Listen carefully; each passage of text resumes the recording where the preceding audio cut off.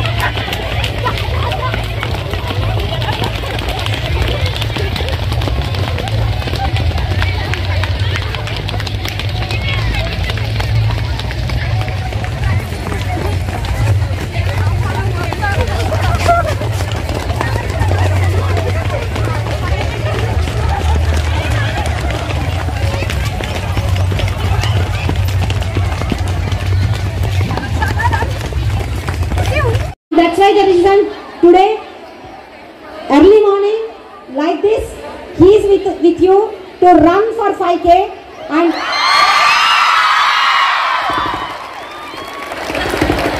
so just to inspire from the sir that the way how he will run, probably you may not reach to him. So, on behalf of whole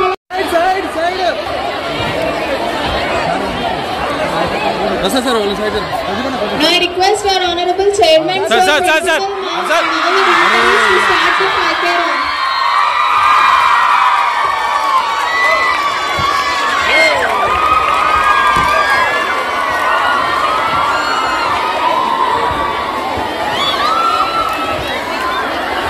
చిన్న photo